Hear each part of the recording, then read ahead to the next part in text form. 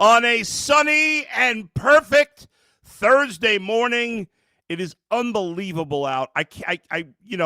Those of you who, and not everybody listening obviously lives in Cleveland. Those of you who live in, like, I guess if there's anybody listening in San Diego right now or places like that, this is it. They get this weather every day. And if you're here in Northeast Ohio, you know what I'm talking about. It's just perfect. This is how it should be every day. But this is why we're tougher living in the North and the Northeast than people in other parts of the country. My man Max, one of the producers, I mean, he's soft as a baby's bottom. He grew up in the South. That doesn't get you toughened up. But we have to suffer through bad weather. That's what you got to do. I guess in the Southeast, in Louisiana, they've dealt with a lot of crap. But out west, down in the South, they don't deal with what we have to deal with. So it's perfect out, and it's a perfect time to talk football. It's football weather. So let's bring in our special guest who we have every other Thursday here in the bullpen, Mary Kay Cabot from Cleveland.com. And here she is. Mary Kay, how are you this morning? I'm doing great. How you doing? Fantastic. I was just rambling on about the weather because we don't get enough days like this, Mary Kay. It doesn't last long enough, unfortunately. I know. It's so beautiful. I've been trying to enjoy it when I can. There's not that many days here where you don't need the air conditioning and you don't need the heat. It's so beautiful. It is beautiful. All right. Let's get to the Browns. There's a lot to talk about heading into week 2 after just a brutal week 1 loss in a game they absolutely should have won against the Bengals. But I want to talk about Quinshon Judkins, and obviously there's been a lot of mystery until he signed at the end of last week, right. And but now, first of all, why do you think, why couldn't the league have talked to him on the off day? Why did they wait till he's supposed to practice? What do you make of that? What do you expect to happen here, and including, do you think he'll be on the field this week? It is puzzling why they waited so long to talk to him and why they talked to him on Wednesday of game week. I don't really know why that happened like that. Maybe that's just when they were able to schedule it. I'm not really sure about that, but he did go to New York. He was back last night. And when I talked to the NFL yesterday, they did not have a decision as of yesterday afternoon and no time frame for delivering a decision or wrapping up this case. So I would think that he comes back to the Cleveland Browns, goes to practice today, and then they see if he's ready to play on Sunday. And if he's not suspended yet, then he gets on the field on Sunday. So that's how I think it's probably going to go. And then they'll hear something fairly soon. I mean, if they hear something by Friday, I don't know what happens about that. Yeah. So that's basically where things stand right now. I think it's kind of exciting in a way. We'll see what happens. But, Dylan Sampson showed a tremendous amount of promise in that first game. And I think, obviously there's not been a lot to be excited about with the Browns the last few years. But I think with the way the rookies played, but specifically Sampson for now, the combination of Sampson and just the talent we know that Judkins has feels like it could be a pretty special. I don't want to get carried away, but it feels like the potential there to be a really special combo back there, I think. I think so. I think they have to get their blocking schemes figured out. But once they get that settled in and settled down, then I think that you are going to have a pretty good 1-2 combo with those two guys there. And as you can see, Dylan Sampson is really nice at catching the ball out of the backfield. Mm-hmm. And so if he's not making yards actually on the ground, he can still be a viable weapon for you. So I do think those two guys together are going to do some good things for the Browns. Feels like the Browns haven't, and Kareem Hunt was not bad at it, but it feels like they haven't had a back that could really be a big time player in terms of catching the ball. I feel like since Duke Johnson, he was really good at that. Yeah, I mean, I thought that Kareem was good at that as well. So they have had that, and it'll be really interesting to see going forward how they decide to split things up and use Dylan and Quinshon. First, you have to see how Quinshon, what kind of shape he's in and what he can do in the early going. But I think those two guys are going to be really good, both running the ball and catching it out of the backfield. And I think they'll divide up those reps that way too. You talk about the blocking. It was not a great, I mean, the guards played well, I thought, but there were some struggles at tackle, especially, Conklin gets hurt. DeJuan struggled, and obviously it's an adjustment for him. What's the latest? Is Conklin all right? Is he going to be good to go this week? I think he'll be good to go this Yeah. week.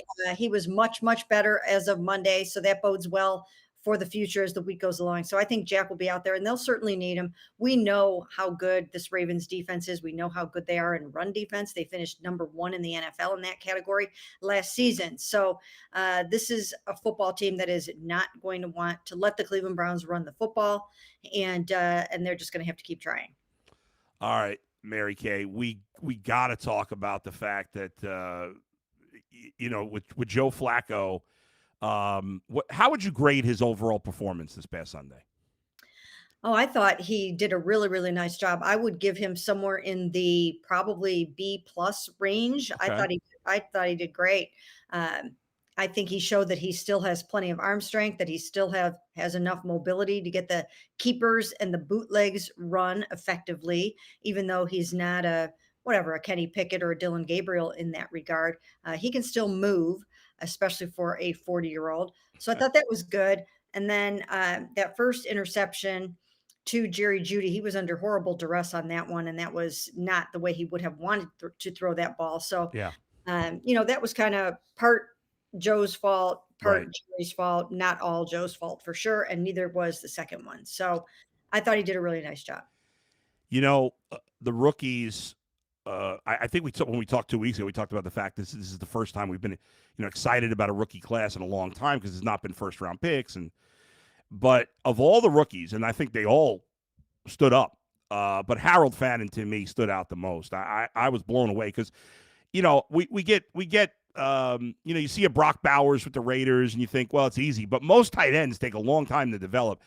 The impact he had on that game, it just blew me away. What did you think about Fannin's performance? Yeah, I think the future looks bright with this rookie class in general, and with Harold Fannin at tight end specifically. I think he can do so many different things for you, and I think you will see that as the weeks go along. You saw that he took a direct snap. You saw that he caught the ball really well. He's like another big, tall receiver, a big weapon out there for the quarterback. So I think he's going to be a force this season. And when it's all said and done, I think he might be right up there with some of the best tight ends in the NFL. I think you're right. I mean, it was exciting. Jerry Jeudy made an interesting comment this week in practice. We have the quote here. He was asked about what challenges the Ravens secondary presents. He said no challenges. Are you surprised he said that? I don't really know exactly why he said that. Yeah. I don't know why he said that. I think it would require a little bit of explanation. Yeah. I don't know what he meant by that. Sometimes you don't know what the situation is between the person who asks the question and the player.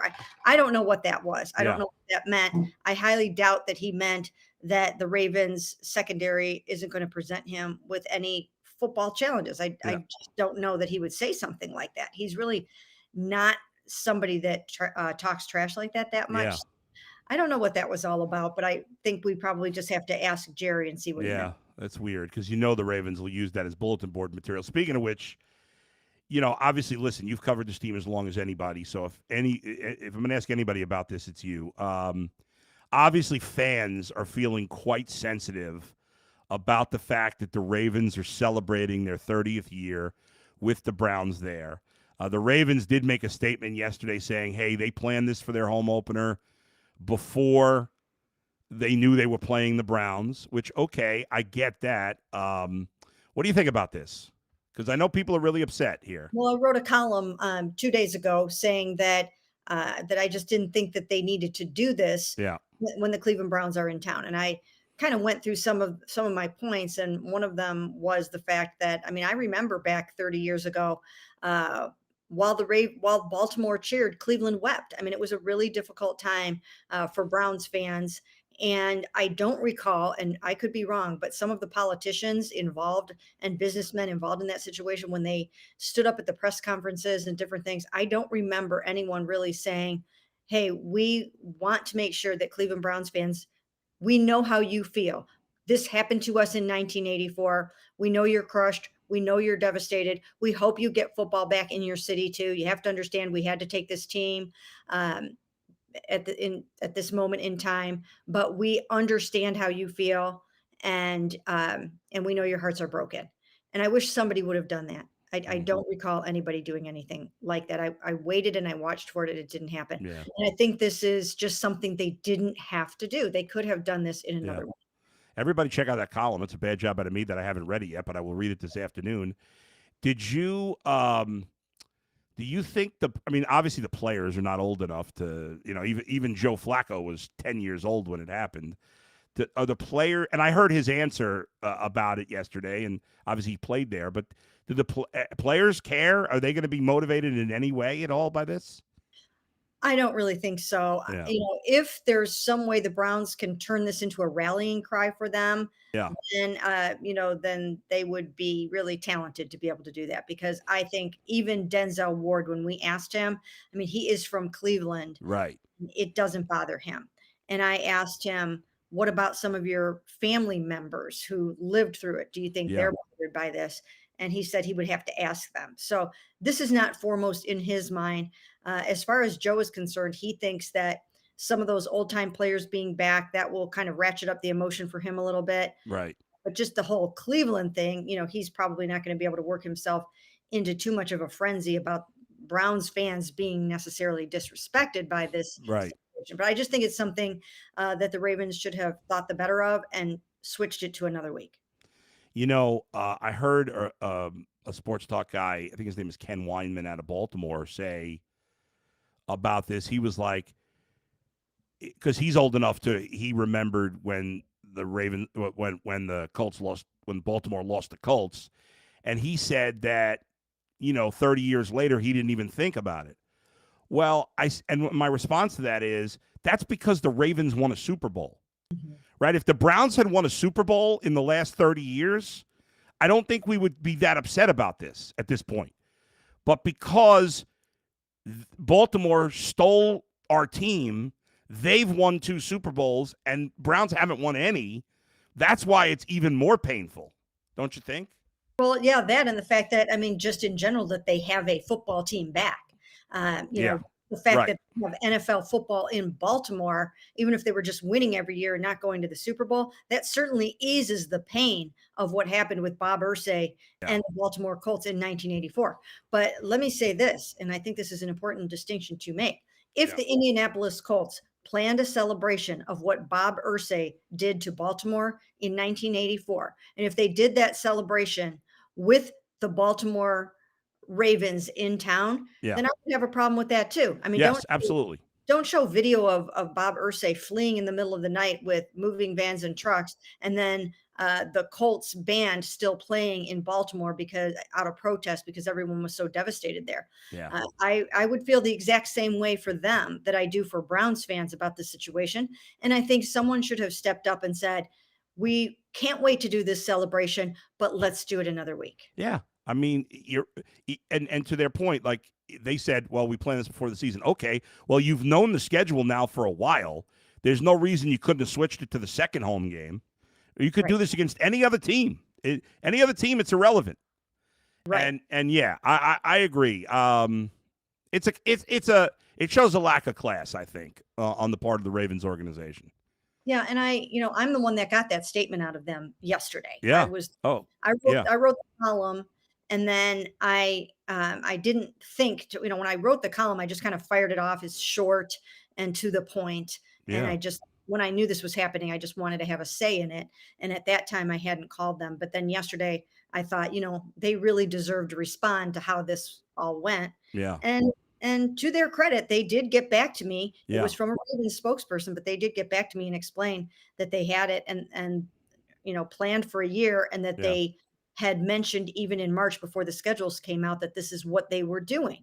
But still, you can pivot when the schedule comes out. You say, out of respect for Cleveland Browns fans, who we know went through what exactly we went through in 1984, we are not going to do that with them in town. Yeah. I'd be interested. We have Bernie Kosar on the Ultimate Cleveland Sports Show today. I'll be interested to get his take on this. We shall see. Mary Kay, let's go back to the current team and the defense and the way they performed. I thought the defense was fine in the first half and wasn't amazing, but it wasn't certainly not bad. But the second half was like nothing I've ever seen, I feel like, because you completely shut down one of the most high-powered offenses in the league. I mean, completely. Unfortunately, it wasn't good enough. But had they won, to me, the biggest storyline would have been how Myles Garrett in that first drive in the second half just completely took over the game. It was like he's like, okay, I'm done with them moving the ball at all. I got 2 sacks here, and you guys are finished. And that's exactly what happened. It was incredible.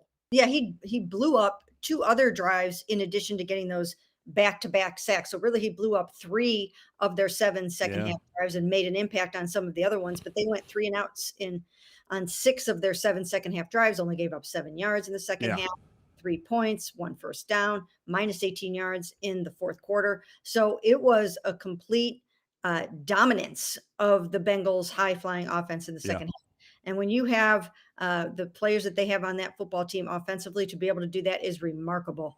So I thought it was really, really good by the Browns defense. And I think it shows something. Now, I know a lot of weird things happen between the Browns and the Bengals, but I think the defense is probably, now it may not be every week, but I think the defense from that game proved to me that they're going to be a force to be reckoned with this season. Yeah, the defense is good enough to be a playoff team. The offense probably is not, but, I guess we'll see as time goes on. Again, we'll talk about rookies because Carson Schlesinger, every time I say his name, I feel like I'm screwing it up, and Mason Graham, both, especially in the second half, really stood out to me. How about to you?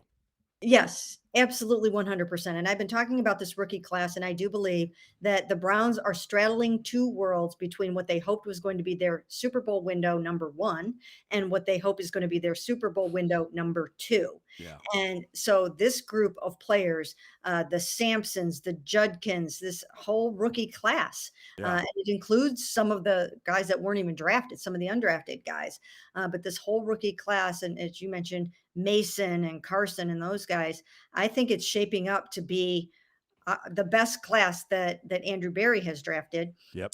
And I think that these will be the building blocks for Super Bowl window 2, if and when they can get that quarterback, which they hope to get out of next year's draft. So if they can put that together, they might have a really nice foundation here. What do you think about Greg Newsome's performance in this game, being back outside? I thought he did a really nice job. He had a lot to prove. He asked for it. He wanted to be back outside. Of course, he didn't want to get it via injury to a close friend and teammate, but I thought he did a nice job. He was targeted twice while he was covering Jamar Chase. He didn't let it catch on either time. He broke up one of those passes. So I think it was a nice debut for Greg to be back out there as a starting cornerback. It's something for him to build on. And I think he just has to keep going out there and proving it. It's a big season for him. All right, let's get to finally the elephant in the room, and that's the kicker. Under Kevin Stefanski, the Browns have had the lowest field goal percentage in the league. They had the one good year, obviously, in 23, where Hopkins made his kicks. Outside of that, the Browns have been near the bottom. Andre Schmidt, obviously missing the chip shot extra point, the chip shot field goal. What do you think of their decision to stick with him? And how long is the leash? I mean, if he misses again this week, is he done? Well, I do understand wanting to develop a young kicker. Kevin Stefanski was on the Vikings with Daniel Carlson, who struggled early on in his career and then went on to be a really, really good kicker. And they've got a lot of examples of kickers that has happened with. So I do understand wanting to develop a young kicker. And as I mentioned before, I think they're transitioning to the second wave of their Super Bowl window, or what they hope can become a Super Bowl window for them. Yeah. I'm sure they wanted to move into a younger kicker from Dustin to Andre, and they don't want to give up on him yet, and they really like what they see. But I would not have gone into this game with him, because missing a 33 and a 36, and even if those had been the first 2 kicks that he tried, and then he made his last 2, maybe then you'd have a little bit of confidence going into this game. But there's no evidence whatsoever that he has worked through whatever he was doing with those 2 kicks to push them both wide right. So I probably would have given another kicker a chance in this game, while still trying to hang on to Andre and develop him potentially as your kicker of the future. You got to play the Ravens this week. It's on the road instead of home. The Browns are a significant underdog. It's 11.5 points at the moment. What's the hope that the Browns can stay in this game and potentially pull an upset? Well, first of all, it's the defense. The defense is going to have to come through and do whatever it can against the run, and against the pass with Lamar Jackson. They're going to have to try to contain Lamar. They're going into a hornet's nest here. These guys are really upset about what happened with the Bills the other night, and they can beat you in so many ways. It's a good veteran team that's worked together for a long time. And that's a hard environment for a young football team like the Cleveland Browns to go into and not get rattled and not have mistakes happen and things like that. So I think the key is going to be the defense, trying to contain Lamar as much as they possibly can. And then Joe is going to have to stay interception free, hit some shots downfield. I think there will be opportunities for those, but then the receivers are going to have to hang on. No more drops. That was a drop filled game. Yep. And that can't happen. So they have to play a clean game. They're not good enough or talented enough or deep enough at every single position right now to go out there and be making mistakes. Mary Kay, I just want to read a couple of comments from some fans about you being on. Let's see. T-Dank says, love when you have Mary Kay on. Thumbs up, Bull. You're the man. We love having Mary Kay on also. Nathan says, Mary Kay Cabot is the lady to listen to when discussing the Cleveland Browns times 100. And there you go. So we just I'll read some other chats later, but I just wanted to get those in before we let Mary Kay go. Mary Kay, pleasure as always. We'll talk to you soon. Thanks for joining us. Thanks for having me, Bull. Okay, you got it. Mary Kay Cabot, always doing a great job covering this team. Make sure you check out our column, which I have stupidly did not read this morning. I usually, when Mary Kay's coming on, I make sure I read her latest columns, and I didn't do it this morning. And so I didn't read her column yet about, the Browns playing at Baltimore in the celebration. So I'm going to make a point of doing that today, and you should as well, because she has a better feel for it than really just about anybody else. And, I don't have the personal attachment because, as everybody knows, I didn't grow up here, and I wasn't here when the team was stolen by Baltimore. And I'll be honest, there was a little part of me when people started making a thing about this that I was like, not let it go, but okay, they're celebrating, just ignore it, whatever. That was initially a little bit of thought, and then I just thought more about it as time went on, and I'm like, you could have done it a different day. I mean, you don't. I just think it's it's just classless. It really is, and there's too many classless things going on right now. Like, let's show a little class here. Maybe we would want to do it to them. I don't know. And I believe they didn't do this on purpose because they did announce this before the season. But once you get the schedule, is there not enough time to switch it up to a different day? I don't know. Hopefully the players will use it as motivation. We shall see. All right. Nathan says the Rat Turds beat themselves on Sunday night and they lost a 15-point lead to the Bills. Jason says, I was 14 when the move happened. It was devastating. Kirk says, Bull, I just want to know. We've been through a lot of quarterbacks. We have DG and SS12 and say our quarterback is in the next draft next year, but can't develop. I don't know. We got to see these quarterbacks a little longer. Jim, after 30 years of ineptitude, I don't want to hear the excuses anymore. I remember the move, but they had already scheduled it for their home opener. That's fine. Quit being so soft. All right, Jim says, don't be soft. My 2 cents says, I don't know. I think it's kind of whatever. If the script was flipped, I wouldn't move my celebration to please another organization. Don't like it. Do something about it on the field. Stop being soft. A lot of calls for the fans being soft by fellow Browns fans. Nathan says, Joe Flacco played quite well on Sunday. The interceptions weren't the fault of it. It weren't his fault. It was the fault of the receivers. The players should stop giving their opponents bulletin board material. The Rat Turds are a good team. Bull has an excellent point on the Rat Turds winning 2 Super Bowl titles, while us diehard Cleveland Browns fans still don't have any since '64. Lucky Sparrow, the combination of Sampson, Judkins, and Fannin is extremely promising for the future. We just need a locked-in young wide receiver. And he says, not to put a somber note on things, but were you in New York City on 9/11, Bull? Yeah, today. Let me talk about that for a minute, and then we'll cheer things back up. Well, we'll talk about the Guardians for a minute, but obviously today is the anniversary of 9/11. 24 years for those of us who were adults at the time. It's kind of hard to believe. I think I know for me it's it's so hard to believe it's been 24 years. And I was not in New York City at the time. I was living in upstate New York, or what we call upstate New York. You'd probably call it Western New York, Batavia, which is just outside of Buffalo. Obviously, most of my family was living in New York City. My brother-in-law actually worked in the Twin Towers, but just happened not to be there that day, thankfully. I was fortunate that, none of my family members or close friends died on 9/11. I did know some people that died. I can't remember if it was 2 or 3, but nobody I was close with. Not that it doesn't make any less heartbreaking for their families. I'm just, saying it wasn't like a close person. I'm not going to be a phony about that.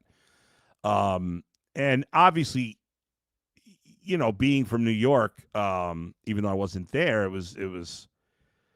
I don't know. I don't know if it was any more heartbreaking for me than it was for anybody else in the country. I don't know if it mattered at that time where you were from. I mean, things now are so divisive. In those days after, it kind of felt like we were all together as a country. I just remember not moving from the TV for days.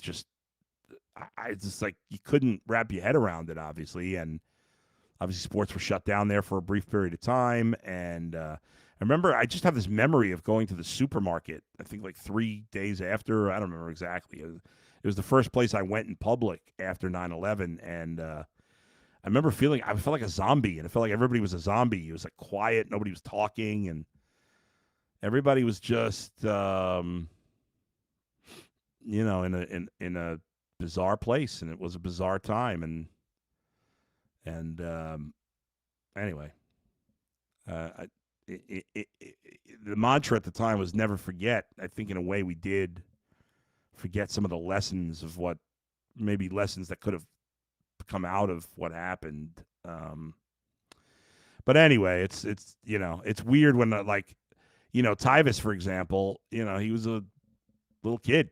It's so weird.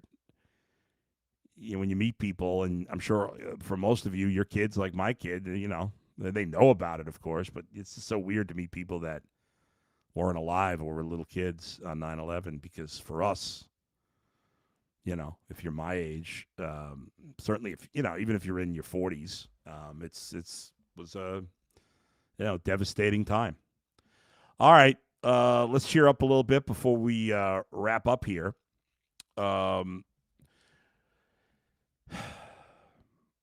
The Guardians, it feels like every time you write them off, they make a run. And then, yesterday was the most. We did the Ultimate Guardian show, and on UCSS yesterday, and it was the most I talked about the Guardians yesterday for the first time in a while. And then, unfortunately, they blow the game to Kansas City. Seattle and Texas both win. And you just can't afford to lose games in the standings at this time of the year. 3.5 just feels so much worse than being 2.5 out, especially when the Guardians had that game. I shouldn't say had it. It wasn't like a Brown situation, but they were winning going into the 7th. The Royals scored at the top of the first. The Guards came right back. Manzardo hits another home run. I'd like to see him get to 30. That would be pretty cool. Not a lot of Guardians have hit 30 home runs in recent years. It'd be pretty sweet to see Manzardo get there. Will he be able to hit another 4 in 17 games? He's got a shot. I'm going to say he gets there. I'm going to say 30 home runs for Manzardo. But it was good to see him hit a home run. And Royals tied it up. Guardians got, right back on top in the 4th. And then that 7th inning, it's just that was brutal. To walk Caglione there, a guy who doesn't walk much, and then they bring in the good, what's his name, Tolbert, who's a big time base runner. And Lofton gets the hit and Naylor with the error, and then eventually Garcia comes through and you down. And then you get the 2-out double from Ramirez in the 8th.